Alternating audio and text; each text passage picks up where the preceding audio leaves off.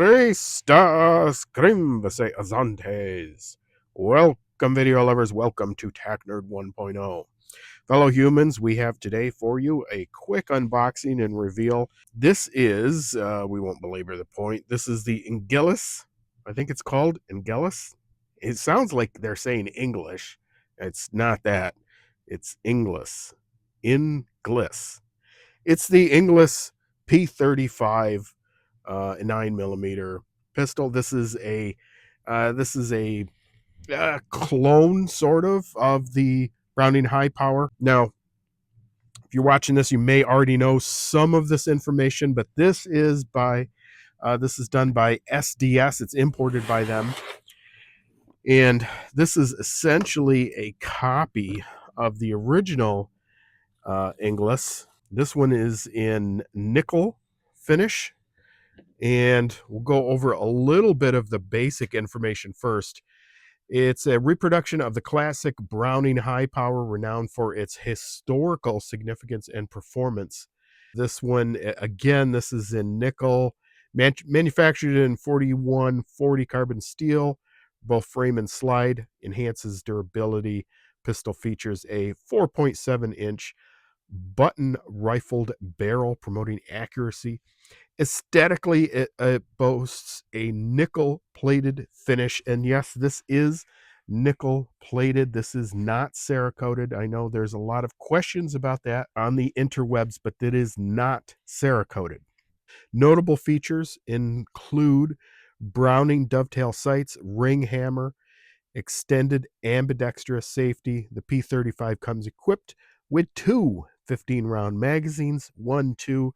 I'm pretty sure these are Mekgar, even if they don't say it. They don't say it, but they do say made in Italy, and they look like Mekgar, so I think that's what they are. Again, yeah, now it also comes with, obviously, your books and information. This is your manual. We'll take a look at that. You've got two cleaning devices, a brush, and then something for your swab there. Two magazines and the pistol chamber flag, and this is your lock. You now, most users I have seen are reporting a good deal of positive experience with this, noting its reliability and build quality. I would say after handling this, I would have to tend to agree. Now, I have not had a chance to shoot it yet. Let's go ahead and lock that back. As most of you know, the Browning high power was John Moses Browning's last pistol that he was able to take part in making. He died during the process. Someone took over for him in the last bits. He made it with someone else. Unfortunately, the Belgian factory where this was being made and finished off was occupied by the bad guys from World War II. And so one of the engineers who worked on this, I don't know exactly which one. I don't know if it was the one who finished it for John Moses Browning, but he escaped to Canada and then basically set up a factory there making these. They made quite a few of them. They did get they got orders from China, and then also from, I think, for special forces in Great Britain. But these ended up performing quite well for Canada. Now the standard Browning high power, those were still being made in overseas in Europe, and again, that factory was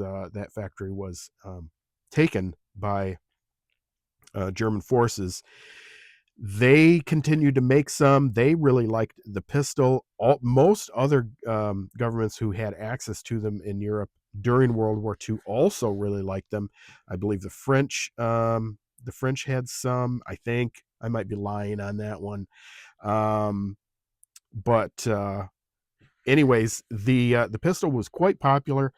Post-war, it achieved a great deal of popularity with collectors and with militaries and police forces around the world. Not necessarily nearly as much as something probably like, well, I don't know. I would say it rivaled the P-38 in popularity. I think most people would probably feel that this is a better pistol than the P-38. I would say just by magazine capacity alone, it certainly is. The fit and function is quite amazing. As you can see here, there is no wobble at all in this one. It is very, very solid. SDS did a great job of reproducing these. You know, there's a lot of flack online about Turkish handguns, Turkish guns in general, but they're not all bad. They're not even close to being all bad. They do quite a few exactly right. And when, especially when it's something like this that is an established product, they really do seem to be they really do seem to get them right. Now, these were originally constructed with 13 round mags. Most of them are shipped nowadays with 15 round magazines, as you can see there.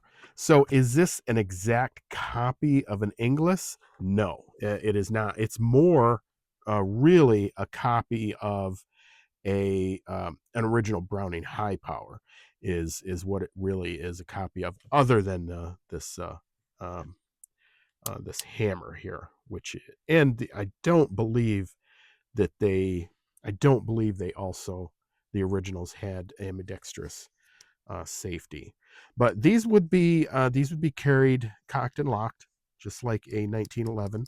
So you see there, it does work. Now the trigger on these is quite good. It's not a slide kind of trigger like the 1911s. It is a hinged trigger, but if you can see here, there is not much of a wall. It really just goes to there, and I would say that's maybe probably not even a centimeter in length, but you get right to the wall, and then you've got a really crisp, clear break, and then your reset pretty much most of the way back out. It is an audible tactile reset, and then you're back in business. So it should be a great shooter. Now this is the first Browning high power I've ever had, so we're gonna have a lot of fun with this, and we'll see how they shoot. Let's get a quick measure here. That's pretty harsh. That's 7.5 pounds. It really does not feel like that, though. Really does not feel like that at all with this. Now, I did get a couple things for this. Because I got it in nickel, I went ahead and got a couple of these nickel-plated magazines. So we're going to try one of those out. And I did get some grips for it. Although these grips are really nice. They are nice wood grips. I really like the color of these better. So I think we're going to try that out and see how those work. But we can't show that to you. So we're going to take a little break, and then we'll be right back. All right, fellow humans, we are back. And here is the Inglis P-35, and this has the grips on it that I got. These look really, really nice. Really like those a lot. I like that blonde versus stainless or nickel look. I think it's just a great look to that wood and wood and metal feel. So I like those a lot, and they are a bit, I think they're a bit thinner also. Maybe not, maybe not. They feel really, really nice though. They feel good.